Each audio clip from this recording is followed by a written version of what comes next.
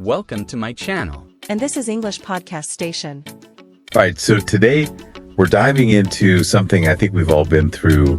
Yeah. Being late. Oh, yeah.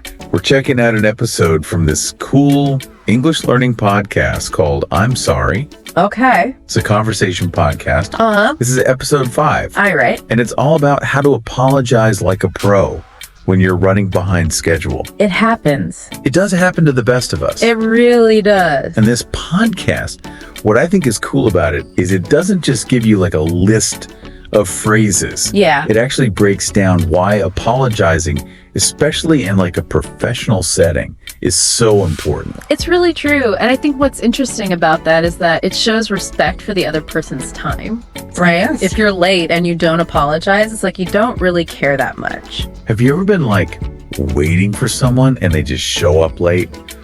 No explanation, no nothing.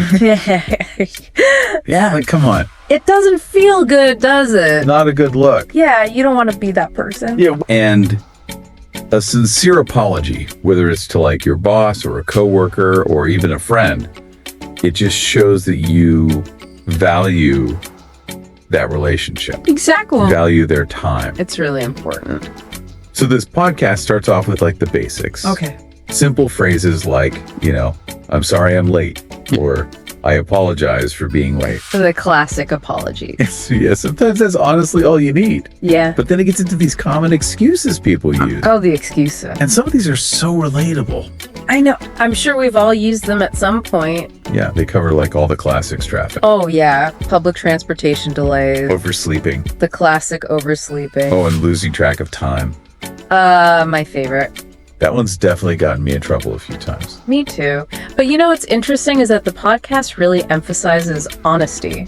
Yeah. Like they say, it's better to just be upfront about why you're late rather than making up some elaborate excuse. Totally, because sometimes like a little white lie might seem tempting. Oh, yeah. It's so easy to just come up with something on the spot. But getting caught in a lie is way worse. It is. It can really damage your credibility. So just own up to it, right? Be honest. Right. And even with those common excuses, there's specific vocabulary that can make your apology stronger. Ooh, that's interesting. Yeah, they introduce phrases like traffic jam instead of just traffic, or running behind schedule. I like that. Yeah, and slept through my alarm. Classic. These are great for English language learners. Yeah. Because it helps them sound more natural and fluent. Now, the part where this podcast really gets fun is the role-playing scenario. Oh, yeah, I love those. They've got different situations like being late for a meeting with your boss, Oh, that's a stressful one. or late for coffee with a A friend, little less stressful. or even late for class. Oh, I remember those days. It's so cool because you get to hear how different apologies play out in different contexts. And what's great is that they don't just give you one right way to apologize. Yeah. They show a few different approaches and explain why they might be effective in different situations. It's like we're getting a masterclass in the art of apologizing. Exactly. And I think that's what makes this podcast so valuable. So, for example, in one scenario, someone's late for a meeting with their boss because of a traffic accident. Oh, no. But instead of just saying, sorry, traffic, Right. they actually give more detail and say something like, I'm so sorry there was a major accident on the highway and I got stuck. Uh-huh. I should have left earlier to account for unexpected delays. That's a much better approach. Right. It shows that you're taking responsibility and thinking about how to avoid the situation in the future. And it just sounds more genuine, It does. like you actually care. Exactly. But then in another scenario, the person is late because they just lost track of time. The classic. And in that case, they just keep it simple. Okay. They're like, I'm so sorry I'm late. I completely lost track of time this morning. Short and sweet. Yeah, no need to overcomplicate things. Right. Just acknowledge the mistake and move on. Exactly. It shows you understand you messed up and you're taking responsibility without trying to deflect blame. That's really important. So how do they handle the scenario where someone's late because of a personal issue? Oh, like a sick child or something. Exactly. Yeah, that's tricky because you want to be honest, but you don't want to overshare. Right. So how do they approach that? Well, I like how they keep it brief and professional. Okay. Instead of launching into a whole long story, they simply say something like, "My apologies for being late. My child had a fever this morning, and I had to take them to the doctor." I see. It acknowledges the reason for the delay without getting too personal. That's a good balance. Right, because it's important to maintain those boundaries, especially in a work environment. Absolutely. But now let's switch gears a bit and talk about being late for something a little less formal, like coffee with a friend. Okay, so this is where things get more relaxed, right? Yeah, the stakes aren't as high. The podcast gives this example where someone says, "Hey, so sorry I'm late, got caught up in a work call and totally lost track of time." That's relatable. Super relatable, right? It's casual and friendly, but it still acknowledges the delay. Yeah, and I think that's important. Yeah. Even though it's a casual setting, you still want to show your friend that you respect their time. It's all about being considerate. Exactly. Now, they also have a scenario where someone's late for class with a teacher. Oh, that brings back memories. Yeah, I can definitely relate to that one. So what's their advice for that situation? They emphasize being respectful and concise. Like one example they give is, "Good morning, Professor. I'm sorry I'm late. I missed my bus this morning." Simple and to the point. No long explanations needed, just a simple apology.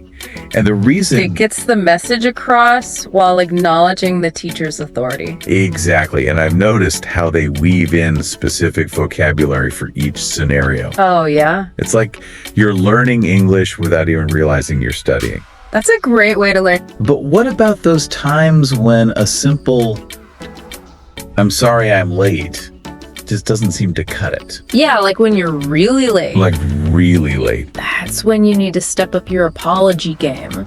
So what do they suggest in those situations? Well, that's where the podcast brings in some more advanced phrases, and this is where things get interesting. So they suggest things like, "I sincerely apologize for keeping you waiting." You know, it adds a touch more formality. Ooh, I like that. Yeah, and it shows that you really mean it. It's like you're not just throwing out a casual sorry. Exactly. It's for those times when you really messed up. And they also mention saying, "Thank you for your patience." Yes, that's a good one too. It's like you're acknowledging that the other person has been understanding.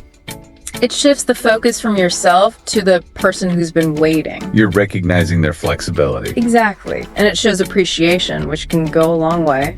Then there's this phrase, "I feel terrible about this, but I'm running behind schedule." Oh, I like that one. It kind of adds a bit of empathy. Yeah, you're not just a robot. You're a human who feels bad about being late. It humanizes the situation. One thing that really stood out to me in this podcast was their discussion of cultural differences. Oh, yeah. That's so important when it comes to punctuality. It's something we often forget about, but different cultures have different norms. Totally.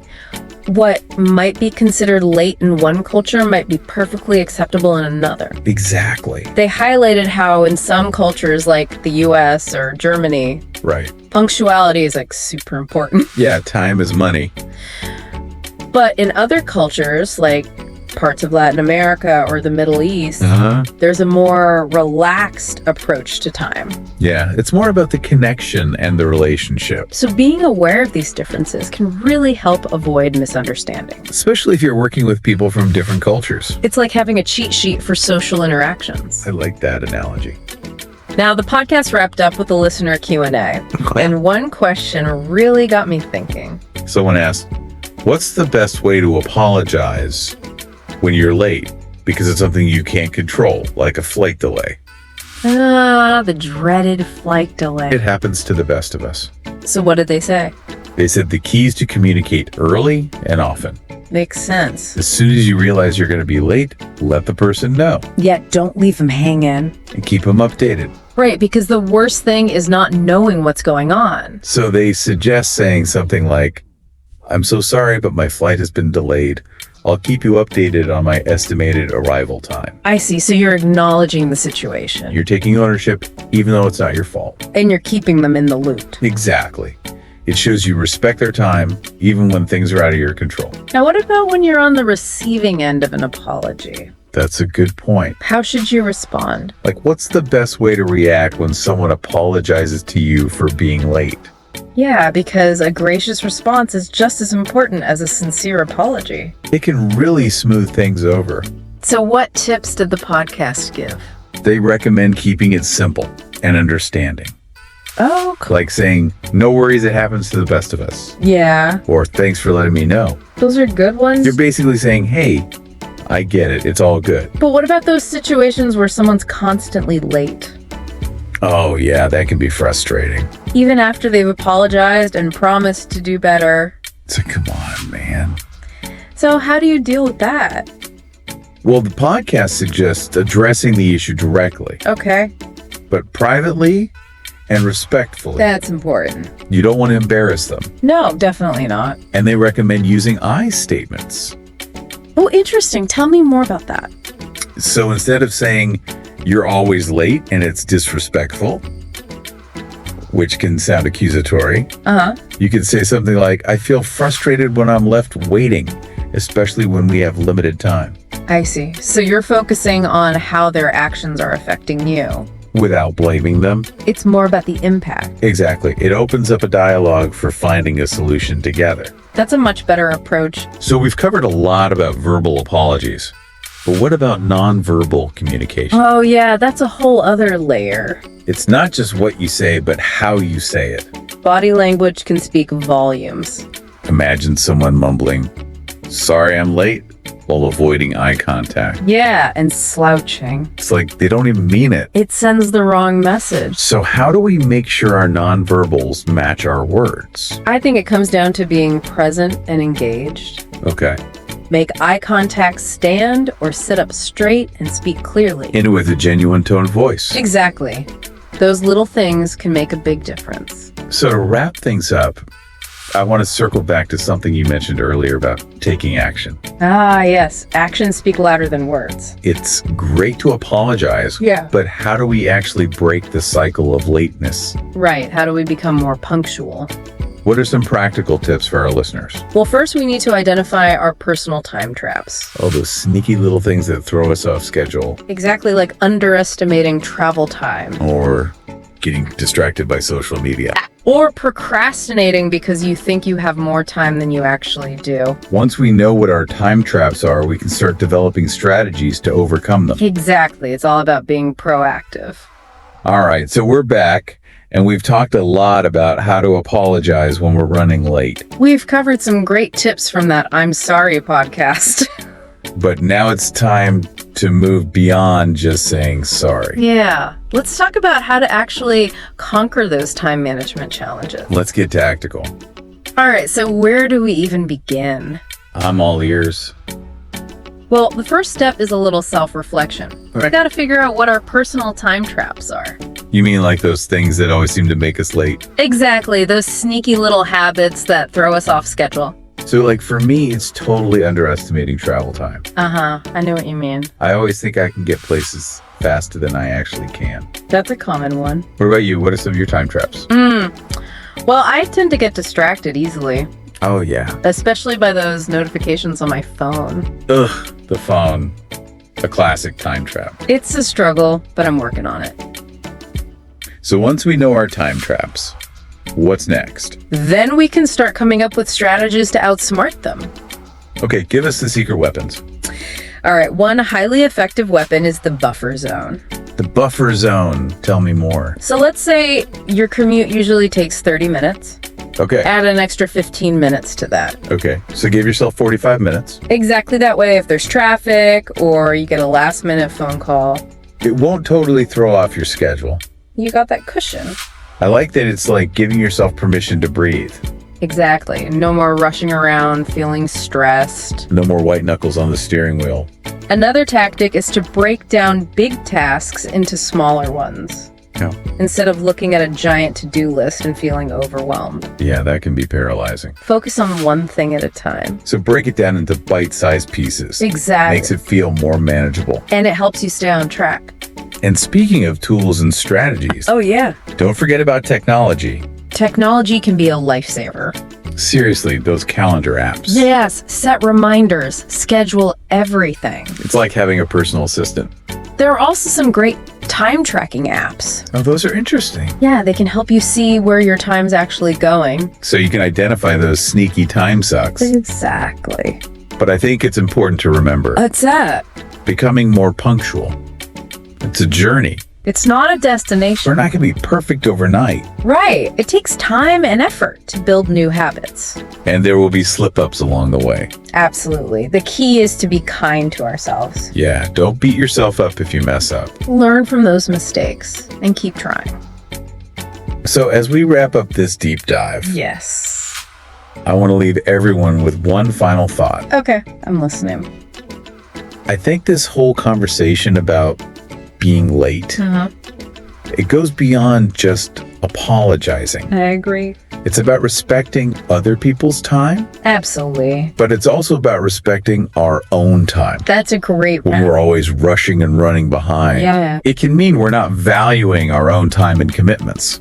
We're saying our time isn't important. But when we learn to be more punctual, Yes. we're saying, hey, my time matters. It's a form of self-care. Exactly. So as we end this deep dive, I encourage you all, Yes. think about your relationship with time. How can you honor it? What steps can you take? To be more punctual. And to truly value your own time and commitments.